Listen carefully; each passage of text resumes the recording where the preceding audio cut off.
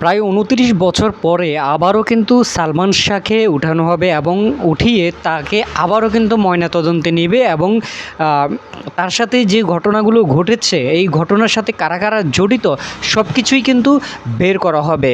প্রিয় দর্শক শ্রোতা, যারা সালমান শাহকে দেখেননি, আমরা কেউই কিন্তু সালমান শাহকে দেখিনি, যদিও দেখার সৌভাগ্য হয়নি। একজন প্রিয় নায়ক, একজন মহানায়ক বলতে পারেন।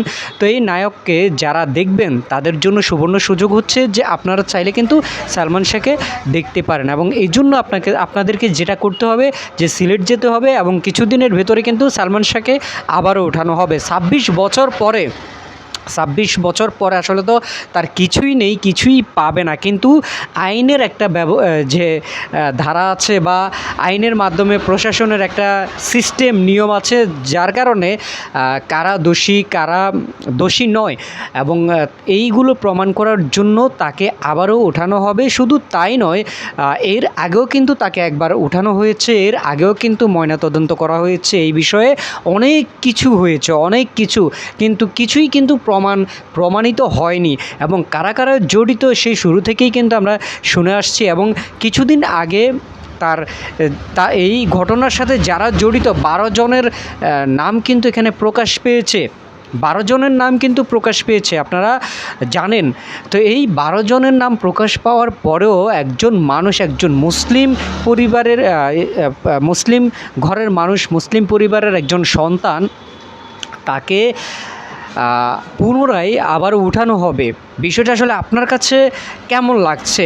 শুধু তাই নয়, এখানে আমরা প্রায় ২৯ বছর পরে জানতে পারলাম যে সালমান শাহের সাথে শাবনূরের সাথে সম্পর্ক ছিল।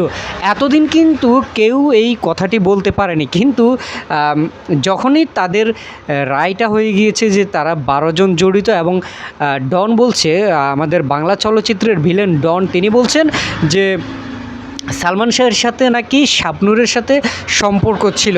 কিন্তু এর আগে আমরা যতবারই সালমান প্রসঙ্গে কথা বলেছে বা সালমান প্রসঙ্গে নিউজ হয়েছে, আমরা শুনেছি যে সালমান শাহের স্ত্রীর সামিরার সাথে ডনের সাথে সম্পর্ক ছিল। বিষয়টা বুঝতে পারছেন তো? কিন্তু আমরা নতুন করে এখন যে আপডেটটা পাচ্ছি সেটা হচ্ছে সালমান শাহের সাথে নাকি শাবনূরের সাথে সম্পর্ক ছিল এবং এই বিষয়টি আসলে সামিরা মেনে নিতে পারেনি, যার কারণে এই ঘটনাটি ঘটিয়েছে। তো এতেও কিন্তু প্রমাণিত, যেটা সামিরা ঘটিয়েছে, ডন ঘটিয়েছে, সামিরার মা ঘটিয়েছে, সালমান শাহের শাশুড়ি, এরা কিন্তু সবাই কিন্তু জড়িত, আজিজ মোহাম্মদ জড়িত, সব কিছুই কিন্তু প্রমাণ পেয়েছে। এরপরেও কেন একজন ইসলাম পরিবারের একজন সন্তানকে, যেই মানুষটা এই দুনিয়াতে এখন আর নেই, যেই মানুষটা পারে চলে গেছেন, সেই মানুষটাকে কেন অযথা তার দেহটা নিয়ে এই ধরনের এগুলো করা হচ্ছে? এটা আসলে আমি ব্যক্তিগতভাবে, এটা হচ্ছে আমার প্রশ্ন আর কি, যে আসলে কি এটি কি ঠিক করা হচ্ছে কি না? অবশ্যই আপনারা কমেন্ট করে জানাবেন। ধন্যবাদ।